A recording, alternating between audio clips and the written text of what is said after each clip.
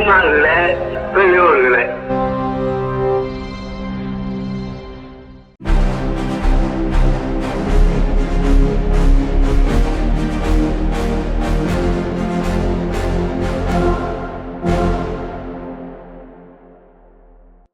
அனைவருக்கும் வணக்கம். இன்றைய விடுதலை பார்வைக்கு அன்போடு வரவேற்கிறோம். சுயமரியாதை, பகுத்தறிவு, சமூக நீதி ஆகிய கருத்துக்களுடன் வெளிவரும் உலகின் ஒரே பகுத்தறிவு நாளேடான விடுதலை இன்று வெளிவந்திருக்கிறது. பல்வேறு முக்கிய செய்திகள் இடம்பெடுத்திருக்கின்றன. நாம் அதில் முதலில் ஒரு வரி செய்திகளை பார்க்க இருக்கிறோம். அரசு துறைகளின் சேவைகளை மக்களின் இல்லங்களுக்கே சென்று வழங்கும் உங்களுடன் ஸ்டாலின் என்ற புதிய திட்டத்தை முதலமைச்சர் மு.க. ஸ்டாலின் அவர்கள் சிதம்பரத்தில் இன்று தொடங்கி வைத்துள்ளார். இணைய வழி மோசடி மூலம் மாதந்தோறும் ரூபாய் 1000 கோடியை இந்தியர்கள் இழக்கிறார்கள் என்று ஒன்றிய உள்துறை அமைச்சகம் தகவல் தெரிவித்துள்ளது. பீகார் நிதிஷ் ஆட்சியின் காட்டு தர்பார், தண்ணீரை விட மதுபானம் எளிதாக கிடைக்கிறது என காங்கிரஸ் குற்றம் சாட்டியுள்ளது. உத்தரப்பிரதேசம் பாஜக ஆட்சியில் 5000 பள்ளிகள் மூடப்பட்டுள்ளன. 50 மாணவர்களுக்கு குறைவான பள்ளிகள் அருகிலுள்ள பள்ளிகளுடன் இணைக்கப்பட்டுள்ளன.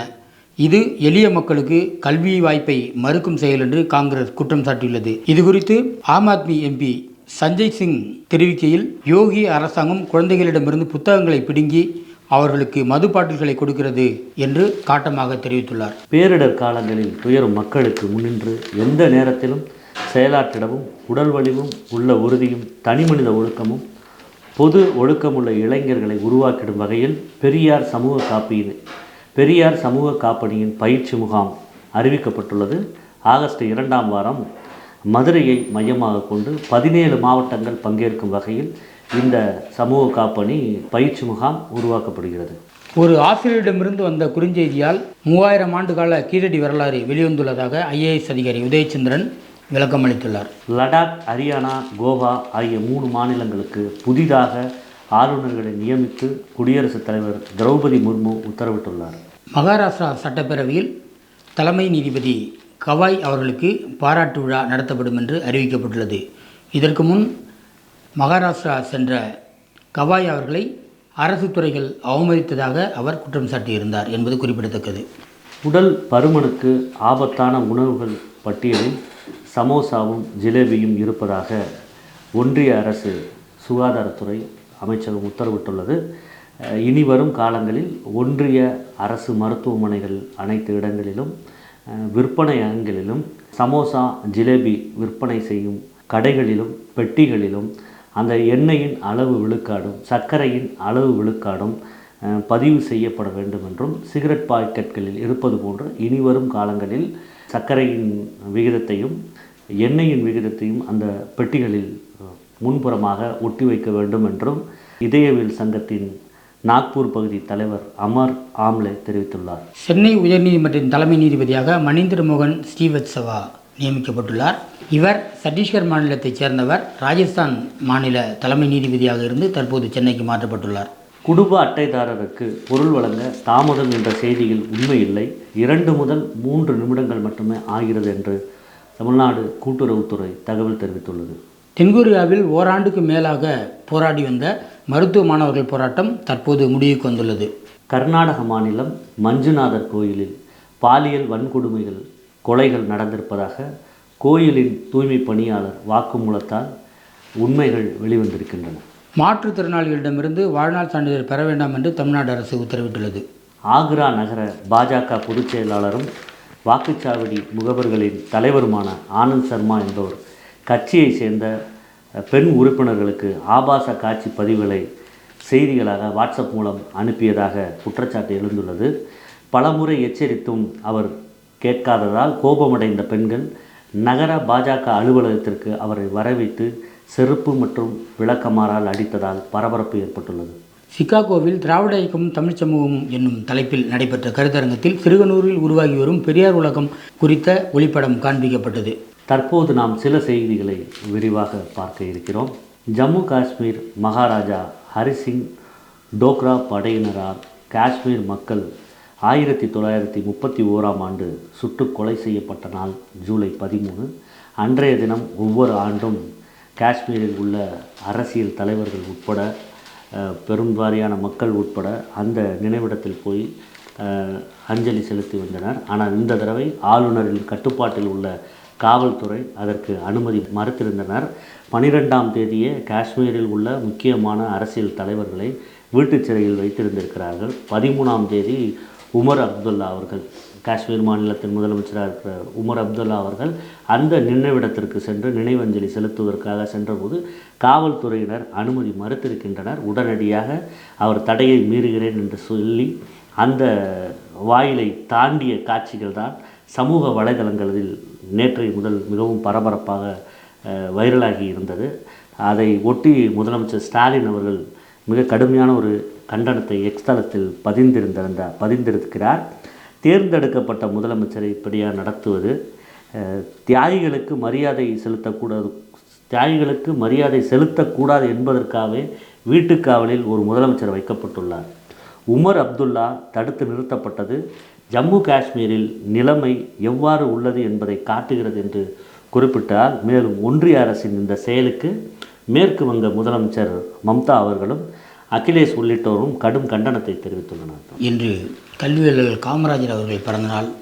தமிழ்நாட்டை பொறுத்தவரையில் இதுதான் கல்வி வளர்ச்சி நாள், கல்வி புரட்சி நாள் என்று சொல்லும் அளவிற்கு கல்வித்துறையில் மிக முக்கியத்துவம் வாய்ந்த நாளாக இந்த நாள் கொண்டாடப்படுகிறது. இன்று காமராஜர் பிறந்த நாளை ஒட்டி திராவிடக் கழக தலைவர், தமிழக தலைவர் ஆசிரியர் அவர்கள் ஒரு முக்கிய அறிக்கையை வெளியிட்டிருக்கின்றார்.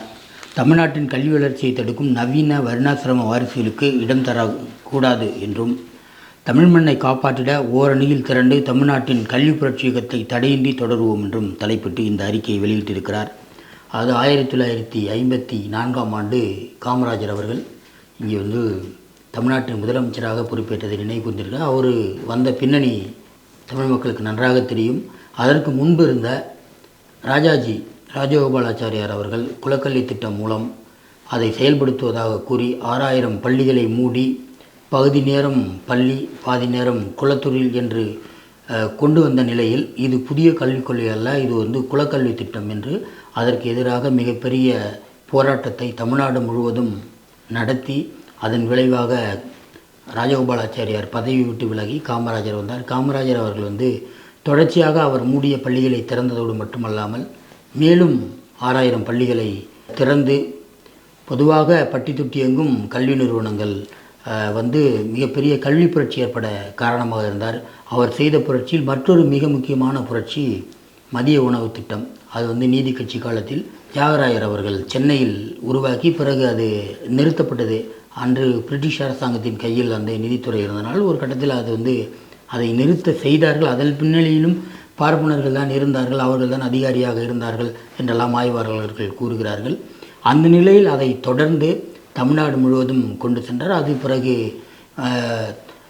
சத்துணவு திட்டமாக கொண்டு வரப்பட்டது. பிறகு உண்மையாகவே சத்துணவாகவே மாற்றப்பட்டு முட்டை, பழம் போன்ற சத்துமிக்க உணவுகள் தற்போது வழங்கப்பட்டு வருகின்றன. அதிலும் நீட்சியாக தற்போது காலை உணவு திட்டமும் தொடக்கப்பள்ளி மாணவர்களுக்கு வழங்கப்பட்டு வருகிறது. இதை ஒட்டி அவரது 123ஆம் ஆண்டு பிறந்த நாளில் இன்று இருக்கின்ற ஆபத்தாக இருக்கின்ற இந்த வர்ணாசிரமக்காரர்களுடைய அவர்களின் வாரிசுகளை இங்கே அவங்களுக்கு இடம் தரக்கூடாது அப்படின்னு அவருடைய அறிக்கையில் தெரிவித்திருக்கிறார். இது குறித்து முதலமைச்சர் அவர்கள் சமூக வலைத்தளமான எக்ஸ் தளத்தில் வெளியிட்ட கருத்து 8ஆம் பக்கத்தில் வெளியிடப்பட்டுள்ளது. கதர் சட்டை அணிந்து கருப்பு சட்டைக்காரர்களின் பணிகளை செய்த கர்ம வீரர் காமராஜர் என்று தலைப்பிட்டு அவரும் ஒரு முக்கியமான ஒரு செய்தியை வெளியிட்டிருக்கிறார். இன்றைய தலையங்கமும் காமராஜர் அவர்களை பற்றிய தலையங்கம்தான். இந்த தலையங்கத்தில் காமராஜர் அவர்கள் சொன்ன பல்வேறு கருத்துக்களை தலையங்கத்தில் வெளியிட்டு, தந்தை பெரியார் அவர்கள் காமராஜரை பற்றி சொன்ன முக்கியமான பல்வேறு செய்திகளையும் வெளியிட்டிருக்கிறார்கள். குறிப்பாக காமராஜர் 1966 சொன்ன ஒரு முக்கியமான செய்தி, பெரியாருக்கு இன்று என்ன குறை, அவர் போட்ட பாதையில் தான் இன்று காங்கிரஸ் போய்கொண்டு இருக்கிறது, அவர் இருக்கும்போது எதற்கும் கவலைப்பட தேவையில்லை என்பதாக அவர் மக்கள்கிட்ட சொன்ன அந்த செய்தி வெளியிட்டிருக்கிறார்கள். பிறகு காமராஜர் கொலை முயற்சி சரித்திரம் புத்தகத்தினுடைய பின்னணி அது குறித்த செய்திகளோடு இன்றைய தலையங்கம் முடிகிறது. அவசியம் இன்றைய தலையங்கத்தில் வாசகர்கள் ஊன்றி படிக்க வேண்டும் என்று கேட்டுக்கொள்கிறோம். மூட நம்பிக்கையாளர்களும் ஆன்மீகத்தை பற்றி சுரண்டி தின்பவர்களுக்கும் அறிவியலாளர்களையும் பகுத்தறிவாளர்களையும் கண்டாது ஒவ்வாமையை ஏற்படுவார். அப்படி ஒரு செய்தி தான் இன்றைக்கு விடுதலையில் வந்திருக்கிறது. உத்தரப்பிரதேசம் பரேலி பகுதியில்தான் அரசு மேல்நிலைப் பள்ளியில் ஒன்றிய ஆசிரியரான ரஜினீஷ் கங்வார் நிறைய மாணவர்கள் கூடும் இடத்தில் நாம் கடந்த சில வாரங்களுக்கு முன்பாக கூட பேசியிருந்தோம். அந்த காவடி தூக்குவது தொடர்பாக அதில் பெரும்வாரியாக மாணவர்கள் பங்கெடுப்பதை பற்றி அவர் பேசி அதற்கு எதிராக ஒரு விழிப்புணர்வு, பகுத்தறிவு, சிந்தனையை தூண்டக்கூடிய ஒரு கவிதையை அவர் எழுதியிருக்கிறார். அந்த கவிதையை மாணவர்களிடத்தில் வாசித்திருக்கிறார். இதை அறிந்த சக ஆசிரியர்கள் இந்துத்துவ அமைப்பினர்களுக்கு அதை உடனடியாக அந்த காணொலியை அனுப்பிச்சி வச்சுருக்கிறாங்க. அந்த இந்துத்துவ அமைப்பினர் இந்த காணொலியை அரசு அதிகாரியிடம் கொடுத்து, காவல்துறையிடம் கொடுத்தும் மதத்திற்கு எதிராக பிரச்சாரம் செய்கிறார் என்று அவர் மீது திட்டமிட்டு ஒரு மனுவை கொடுத்து அதனால் அவர் கைது செய்யப்பட்டிருக்கிறார். இந்துத்துவ அமைப்புகள் கொடுத்த புகாரினால் கைது செய்யப்பட்டிருக்கிறார். இந்திய அரசியலமைப்பு சட்டத்திற்கும் உத்தரப்பிரதேச சாமியார் அரசிற்கும் எந்த சம்பந்தம் இல்லை என்பதை தான் இந்த செய்தி காட்டுகிறது. அறிவியலை பரப்பி படிக்க சொன்ன ஆசிரியரை கைது செய்திருக்கிறார்கள். வெட்கத்திலும் மகா வெட்கக்கேடு என்று சமூக ஆர்வலர்கள் கடுமையாக எதிர்ப்பு தெரிவித்து வருகின்றனர். 3ஆம் பக்கத்தில் பேசுவது பெரியார் அல்ல காமராஜர் என்ற தலைப்பு ரொம்ப முக்கியமான செய்தி. பல்வேறு கேள்வி பதில், அதாவது மாலைமலர் வெளியிட்ட அதில் காமராஜரும் ஆன்மீகம் என்னும் தலைப்பில் அவருடைய பேட்டி வெளிவந்திருக்கிறது. இது விடுதலையில் வந்த பேட்டி என்றால் கூட நாம் அதை நம்ம அளவுக்கு அதை படிப்பவர்கள் இருக்கிறார்கள் என்று சொல்லலாம். ஆனால் இது பிரசுரித்தது பார்த்திங்கன்னா இன்றைக்கு மாலை மலர்கள் வந்திருக்கிறது. நேற்றைய மாலை மலர் அதை வெளியிட்டிருக்கிறது என்பது மிக முக்கியமான விடயம். இந்த இடத்தில் ரொம்ப நிறைய கருத்துக்களை காமராஜர் ஆன்மீகத்தை ஒட்டி நிறைய சொல்லியிருக்கிறார்.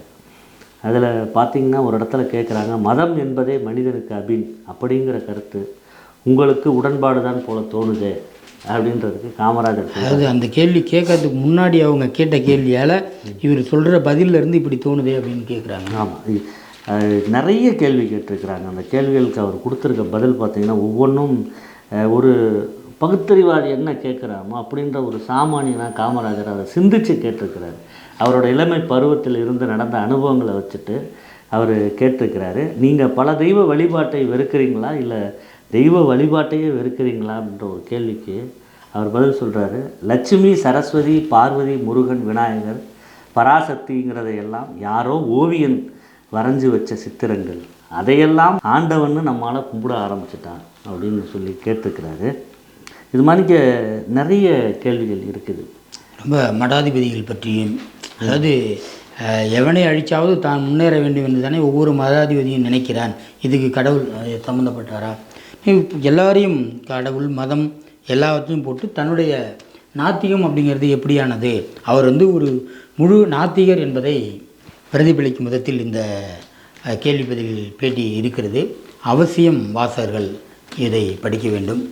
இதுபோன்ற இன்னும் ஏராளமான செய்திகள் இடம்பெற்றிருக்கின்றன. குறிப்பாக சுயமரியாதை மாநாட்டில் அம்பேத்கர் என்னும் தலைப்பில் ஒரு முக்கிய செய்தி இடம்பெற்றிருக்கிறது. இந்த அனைத்து செய்திகளையும் வாசகர்கள் ஊன்றி படித்து பரப்பிடுமாறு கேட்டுக்கொள்கிறோம். இதுபோன்ற செய்தி உரையாடல்கள், முக்கிய நேர்காணல்கள், தலைவர்களின் உரைகள், ஆவணப்படங்கள், குறும்படங்கள், திரைப்படங்கள் உள்ளிட்ட ஏராளமான காணொலிகள் தொடர்ச்சியாக பெரியார் விஷன் ஓடிடியில் ஒளிபரப்பப்படுகின்றன. அவற்றை காண பெரியார் விஷன் ஓடிடி செயலியை பதிவிறக்கம் செய்து சந்தா செலுத்துமாறு கேட்டுக்கொள்கிறோம். நன்றி, வணக்கம்.